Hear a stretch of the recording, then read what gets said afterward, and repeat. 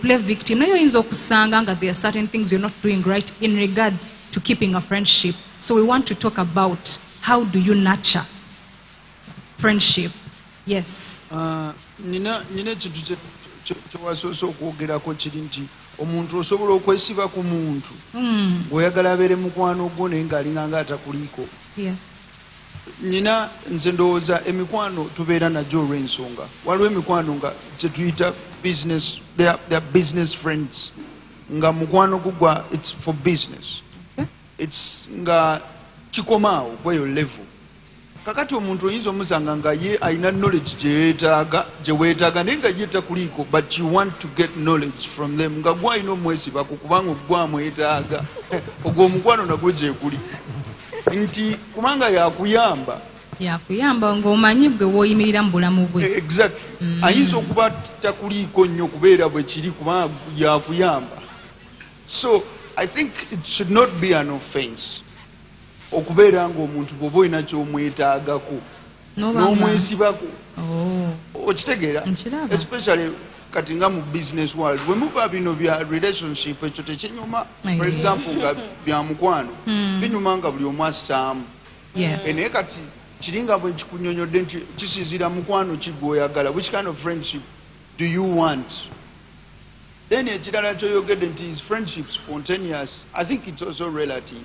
Waliwo emikwano egijja spontaneous temubiriiko ne mwesanga nga muli ba mikwano for life. Naye waliwo emikwano gy'okola deliberately. Nze nina emikwano gye mmanyi gye nkola deliberately. Ne mmanya nti kati ono okusinziira engeri gy'akolamu ebintu bye ateekwa kuba mukwano.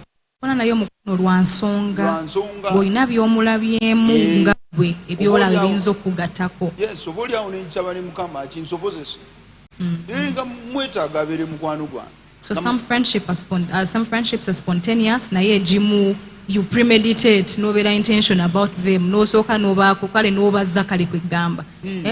N'okubaza n'ogamba yeah, this person must be my friend for such a reason, A, B, C and Z. Okay, yes, Vicky. Nze ndowooza simanyi bapasita abadde amaliriza. Yeah, sorry. Nze ndowooza nze on my side wekituukira ku kaseera wendaba nga nina kisika nga nina kubaako kyenkola okufuna then awo toba wa mukwano. That's a collaboration. For me I would call that a collaboration. Nga ndaba nti oba onkulina nti nyonya business kugwe then I would not call that a friendship. I would call that a collaboration. Kasa kituuka kubanga I think nze amaanyi gensobola oteekamu is when nga ngoba muwala. I want to win her heart. That's the only time when you take. Come on, somebody. Yes. I agree. I like her but the moment it's a guy to a guy, and I mean, I do not have. Nintandika okuwulira nga nina kye nina oteekamu then awo mbanda banga. Exactly. So awo nze sikitwalanga kuba nti it's a friendship but a collaboration. But William, I'm just thinking. William, even if you're chasing a woman and you're the only one who is investing in, pouring in, and there is not even a percentage of reciprocation. No, yeah, okay, I understand, but this is how we've won some of the people that we get. Sometimes there are people that we've chased at all, but somehow somewhere along the way, and they pick interest. This is what has happened in relationships. Yes. But friendships, so for you, you're feeling like if it's not a lady that I'm pursuing for marriage, I don't have sagala for the purpose I'm chasing you, I'm pouring and pouring in, yet there's no reciprocation whatsoever, there's no encouragement on your end. Exactly. It's not friendship, business collaboration. Yes. About friendship, I believe it's like a river. Okay. It flows. So there is a channel that puts into it and somewhere where it goes. That would be the ideal relationship. Now, you find the moment it stops flowing and it's only one-sided, it becomes a chidiba. Okay. It's just there. It only gets, and eventually it will get snakes, you get frogs, you get mosquitoes, and all these are dangerous. Yes. So is any kind of relationship that is one-sided. That if you're pursuing someone, unless you're going to say they're your mentor. And then the snippet, you pursue until it becomes mutual. At the moment. My brother, now you pursue someone and then pursue. At least let them show some little interest. Are we still talking about omukwano gutali between a man and a woman? Or We're talking about a friendship. a friend? Okay. If I come to you, Loretta, and I want you to be my friend, Okay. and I'm the only one who is always trying to call, hi, how are you? Then why am I the only one pushing? Why am I being desperate? Yeah, that is a key word. Yeah?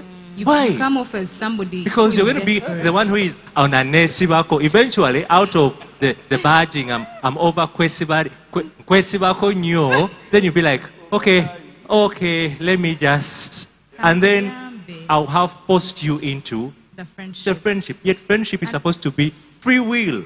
Yeah. Can I say something? Yes. As an introvert, I'm not proud of being an introvert, by the way, because it has cost me some good friendships. There are things that we literally learn from people from our friends. There's things I have had to learn from my friends that I never used to do, and nganda manze chidi okay, very okay. Now, like for you saying, in case of a friendship, fine, this person is pursuing me. They're not pursuing me for the purpose of getting in a relationship with me, but they want to be my friend. But there are things I never used to know how to do.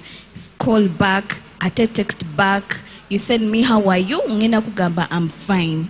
And that's it. And I will send it after like 5 hours. Okay. So there's Or the things. next day. Oh, then actually some. So you're saying like for some people's characters, Yes, it is we not in just them. yeah, it's something It's that we just natural. learn. Like Okay. tuiga easy, because Okay. when you see a person do this thing, you're like, baby, a friend does that. You also start doing naye it. nze ngamba era omuntu oyo agezaako kubeera your friend aba ategedde the kind of person that you are, and they would not hold it over your head kubanga naye agenda Some don't. okubeera naawe kati ngaoyo me I'm thinking if there's a person you're trying, because the friendship there has to be trust, there has to be an understanding, there has to be a place, things that define you ebibagatta. So I'm thinking if somebody also cannot understand you in that regard, that you're introverted, and then they're expecting, of course, Yanzi, you can go out a little and point to this person a little. You might not be very verbose and be all of these things, but you might also give back a little. You might not be entirely laid back and all of this. But then n'abantu abagezaako kubeera mikwano gyaffe aba alina okutegeera ng'omuntu kubanga aba takutegedde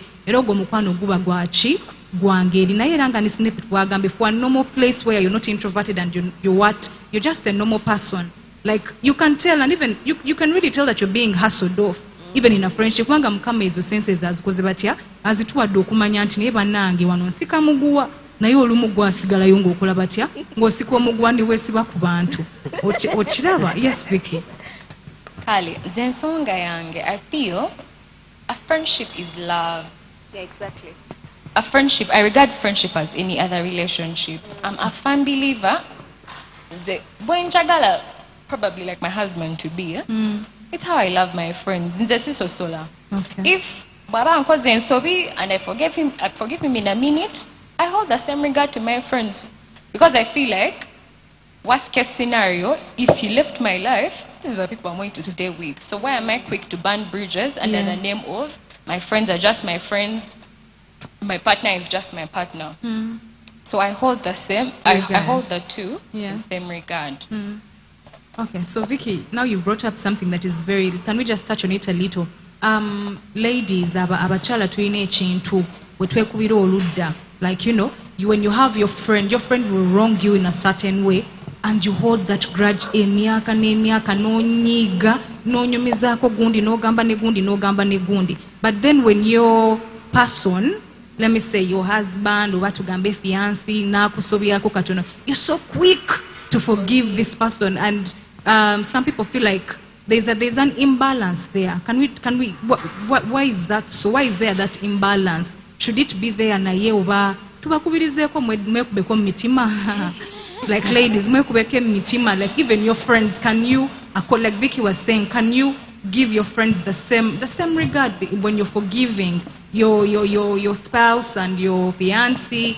N'emikwano gyo bwagwakusoba lwaki toyanguwa okumusonyiwa nga bw'osonyiwa ono omuntu omulala? Mama Loretta, I feel as human nature, we are bound to point out someone's wrong first before we actually reflect on what we are doing. Niza kale ukugamba Pastor Solomon twogedde wano I could have probably been the one who triggered you to say something to me, but what I'm going to take off is what you have said to me, not considering what I said to trigger you. So I'm just putting the blame game on him, forgetting that I should also try and reflect on myself. I'm not holier than thou. I also make mistakes, but we are very quick to say, gundi yansobeza, and at times we forget to, how can I say it? We forget to point a finger in ourselves yes, as well. okuba mutochi. Netwefuulanga abatuukirivu ennyo n'ogamba gundi yankoze kino, gundi nankola kino ne kino, and we forget that at times we also fall short, and I don't know how to elaborate it well. We hear you. Yes. Itendo. Thank you so much, Vicky and Loretta. Nze nga nze era nja kitunuulira mu ngeri ey'omuntu atya Mukama. Because the greatest commandment that God left us with is to love one another. Kati ekintu ekyokwagala kijiramu also as a principle mu mukwano in friendship, because while we were starting up the show, Snippet mentioned one of the principles is friendship zino kwe kwagala. So nze bwe nteekamu newankubadde tokuba simu, you're not communicating and it looks like it's me pushing, nze nja kikola mu mukwano gwange nga Katonda bwandagirira, ng'omwoyo omutukuvu bwandagirira. Okay. Oba gw'olaba nkwesibyeko naye nga nze nkoze ekituufu kye nnyina okukola. Okay. Yeah. Wow. Okay. Yes, Snippet. Two sides. One is, I believe that it is natural for one to forgive their spouse without any hassle. Without thinking because I hard believe about you're it. given grace enough to forgive your spouse anytime, anywhere, without any hassle. Ekisawo ekiri. It's the way it is. I believe I only have one person to deal with forgiving all my life. That's my wife. Naye ng'ekisawo ekisonyiwa mukwano gwo kyo it's not spilling over. Now, here is a challenge with that often, because they are inside the fence, they can get away with very many things because they are your friend. Okay. Without you, as they get away with it, you don't know how much they are pouring into their cup. So slowly, as they get away with something, the cup is getting full. As they're getting away with something, the cup is getting full. On a given day, that cup will be full and it will run over. So once it has run over, it is done. No looking back. That friend is, you know what? I'm done with this person. I can't even forgive them. It happened. Mama nze ndowooza okusonyiwa kuba kusonyiwa oba ani oba olina relationship ki naye okusonyiwa ko kuba kusonyiwa omuntu oteekwa kumusonyiwa. So tewaliwo bintu byosobola ogamba ebitali unforgivable amongst friends.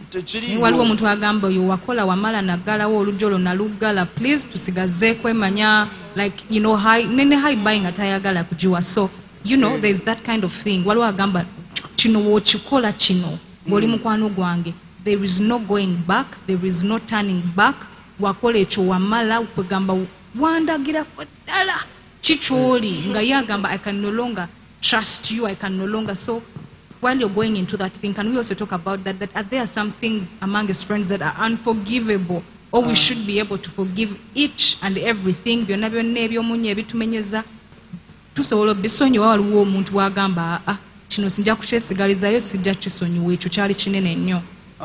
Vicky alina ekigambo kyayogedde n'agamba nti omuntu oteekwa okwekuba mutto kiggwe nga tonnaba kugamba nti oli tojja mumusonyiwa, kubanga bw'oba onaabeera n'omuntu ekimuyisa omuntu nti asobola okukola ekintu kyonna ekisobola okunyiiza, toyinza kubeera na perfect relationship nga teriimu binyiiza. So bw'obeera mu relationship ng'ogitaddeko nsalesale nti ono bw'akola kino ŋŋenda, nze ndowooza toba serious, kubanga already otaddewo exit. Already obwongo bwo buteeseteese nti osobola ofuluma. Oyitaddewo akajji, an exit point. Exactly. So kitegeeza era akakajja ojja kumala okakozesa kuba era wakateekawo. So waliwo in all times we need to be able to forgive regardless ekintu kinene kitya mukwano gwange yanku kati nera ne musigala nga mutambula mwembi n'omusonyiwa ne musigala nga mukyali ba mikwano ne muddamu like people have a saying this ne musigala nga muzibonga bulungi. Nodda omuntu kisinziira ku kiki kyakoze. Omuntu osobola omusonyiwa naye n'otasigala mu space ye. Okusonyiwa tekitegeeza nti nsigale nga ndulatinga naawe. Naye kiri nnyo okusonyiwa, it's more of a heart issue. Kubanga Katonda yakiraba nti bw'oba osonyiwe naawe omutima oguwulira nti omuntu omusonyiwe. Nga guwewuka. Exactly. So ekyo bw'okikola n'ofuna emirembe gyo ne Katonda. Tekitegeeza nti mujja kuddamu you hang out together. No. Muntu musonyiwo manye nti ekyo kyaggwa naye you move on to another chapter of life. Exactly. Tosigala awo. Loretta, sorry. Okay. Yeah. Nze kyendowooza number one kubanga obadde obuuziza question abakyala lwaki abakyala musigazaamu kali kyangu okusonyiwa gayiwo but it's hard okusonyiwa muwala munno oba a friend. Nze kyemmanyi nti abakyala omanyi abakyala baba bagumu nnyo wano mu ntandikwa nga you've not started dating. Naye abakyala emirundi gisinga kasita ayingira mu relationship n'asalawo n'agamba kati nsazeewo they become so weak. Wano mu kusooka babeera b'amaanyi nnyo naye we batuuka mu relationship they become so weak. That's why you see even relationships that have ezibeeraawo nga tebasalawo baagala kukyawagana tebakyawagana, usually it's the lady that's actually holding that relationship to actually stand. Kati abakyala batakinga no emotion when it's actually dating. Unlike the friendship of a friend. You get it? So the emotion is what actually drives in their friendship, like muwala ku muwala. Usually it's just bye tukola bifaanagana tulya twambala biki you know tulina class gye tulimu. Usually that's what drives the ladies. Naye we kituuka mu relationship ayina emotion and extra emotion gy'ataakingako. So that's why you see it's easier wano mugayo okumusonyiwa naye ate ku muwala munne agamba yankoze kino simuddira. Like I think that's the issue. Obuji Pastor Solomon bwabadde ayogerako, I actually agree with you 100%. Abakyala tulina mwaka akantu nti bwankola kano temamisinde, because you have already put it in your mind that when they do ABCD, when they do ABCD, it's time to, because you have already put it in your mind that this is how it should be. But for the other person, you feel like, however many times they wrong you, you feel like you have it in your heart to always forgive them, because you feel like these are like your life partners. You just feel like, I have my whole life with this person, why not forgive? But with a friend, you just feel like, it's okay. Yes, Tendo. Okay, we have a few minutes to wind up the show. Kindly make your contribution quite quick. Okay. Yes. Just to add on a little on what she talked about. Nga papa wayogedde omuntu osobola okusonyiwa naye ate ne weeyongera maaso. Like Ecclesiastes 3 talks about seasons. There is time to love and time to hate. Time to hate, every time I read that scripture, I keep on asking myself, time to love and time to hate. Nenkyebuuza naye nze kyendabaawo omuntu osobola okwagala webibeera bisobye n'osonyiwa, but you move on. Eyo season neggwa n'otambula maaso n'ogenda. Okay, ekyo nkitegedde. Kakati, while we are still on that, we have just a few minutes nga bwe mbadde ngambye njagala twogereyo ku bintu nga bitaano ebiyinza, like you can look at and say eno friendship eri toxic, we mubeeramu bino ebintu wammanga ng'eyo omanya nga bwe tubadde tugamba nti waliwo oyinza okwemalayo nga you're chasing after a friend, you're pouring into this person naye nga tewali kizza, talina kyazza gy'oli naye nga gwe you're seemingly putting in a lot. What are some of those things? Just pointers omuntu gwe wandigambye omuntu atulaba essaawa zino n'ogamba bino ebintu obiraba manyiza ddala nti ogwo mukwano gw'oliko mufu bambisibamu ebibyo galawo akaggi weeyongereyo mu maaso. Yes, Yanzi. For me, number one, friendship kuleke, like if you have your own set of beliefs and things that you run by, nga bye bitambuza obulamu bwo. and they have worked for you and you're living a life, you're going positively.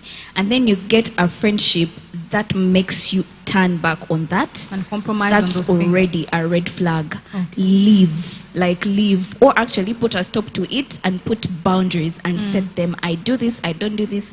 I am this, I am not this. Kati bw'olaba That's it. omukwano gw'okoze nga compromising ebintu bye Your wali beliefs and ostandingira values. and values. Close the door. Close. Yes, Tendo. What are some of those things oyinza okugamba nti kino bwe nkiraba mu mukwano guno ng'omanya ino friendship eno eri toxic? Waliwo omuntu gw'osobola okufuna ng'olaba akwembarasinga mu bantu. Say, what can I talk about? Osobola okufuna mukwano gwo ng'omanyi bw'obeera naye osobola okwogera naye obulungi. Yes. Naye n'osanga omuntu nga ye buli kaseera ayogera kuswaza. Mulimu abantu bwe batyo. N'omugamba engeri gy'owuliramu naye ng'oba oluusi tayagala kuwulira nga buli kaseera ye ayagala kola ki? Kuswaza mu bantu. Kati engeri eyo ebeera a bit toxic. For Ngono sure. omuntu amanyi engeri gy'owulira kwa certain thing era ng'akimanyi oba waliwo ekintu ekyabaawo regarding Maybe to omuntu wakula nga oyina enkula yo like endabika yo woolabika oba katugambe you have scars or something on your body naye nga naye tewayagala naye ng'omuntu akikulagira ddala mu maaso mbukiri bwekiti ne bwekiti ate nga nawe mubutuufu tewakyagala kubeera bwotyo. So omuntu oyo yalibadde akucovering up as a friend Naye ate naye in most n'akwanika. cases n'abeera nga ate akwanika bwanisi. toxic. Yes, William. Yeah, for me, the moment I read pretense in my fellow guys, like I sort of like pretentious, blood out over to Gadeo, like that's it. Kiddemu tebakiwulidde. The moment Yes. there is pretense, Yes. nenda banga ebintu byombutuufu there is always pretense. Obuzaabuza like embeera ezo teziri clear. Za blood ekyamazima tuba tubigaddeho. That's Eyo it. tuba tugigadde snippet. Yeah. A manipulative person. Yes. Eh? Wow. That's true. Manipulative how? Njagala okwogereko mu busekendi nga butaano bunamu. Tuyinza okwebuuza ka manipulative wako katigiza ki? We probably know those friends who, when they want something to be done for them, Okay. they'll try to chase you, they try to show you how much they love you, and in the event you want to not to do it, they throw a tantrum. Oh. You know, I thought you loved me so much, I thought you could do this for me, and then they're trying to push you to do anything for them out of your will. Those, stay away from them. Manipulative, toxic trait. Yes, Pastor Solomon. Abantu abatagala kukola.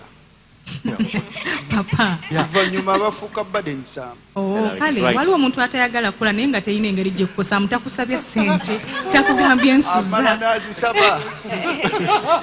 naye kati omuntu ayinza okugamba musumba ng'ayengiridde obutagala kukola bwange nze ndi eyo sirina gwe mmenya neekolera byange naye kiki. Okay. Bw'abanga tazisaba ng'alina engeri kuba era ssente onaazifuna otya nga tokola. Okay. So omuntu bw'abanga takola era amala n'akutawaanya ate nga ssente zikyankalanya emikwano. Yes. Omuntu era amala n'alaba ng'osusse omugugu ogumutaddeko. Yeah. So neefuuka toxic bw'etyo. Bwetyo. Banange ndoza tubiwulidde omuntu ng'oli eyo. Today we have been talking about friendship, emikwano gye tukola, emikwano gye tusembeza, abantu be tutambula nabo buli kanaku balina engeri era balina ekimu oba ekyenjawulo kye batugattako. Kati obanga obadde eyo ng'olaba ng'olina n'abantu obadde esteeming nga you regard them in a high light, naye nga among the things that we've shared today and we have touched an issue or two that you have also seen nti obadde okiyitamu era nga weebuuza waliwo ebintu otasobola kubuuza muno naye wokiwulirewo omulala n'ogamba I'm not crazy. Obanga obadde olina omukwano nga badde akuzimba Mukama mulungi. Obanga obadde olina omukwano nga mu ngeri emu oba ey'enjawulo akuzitoya akuzza emabega akupulinga down, essaawa yeno mulokole otegedde omuntu ali eyo ekyokukola musabire osanga waakusabira, osanga yabadde wa season, osanga nga in that phase of your life sitolina kutambula naye okusukka mu kafo akamu. So you need to understand the friends that you have, how they look at you, how far you're going to walk with them. The show has been lauded and we are so glad that you are able to join us today. Napano yange jembade nayo lero. Thank you so much for deliberating on the issues today. God bless you.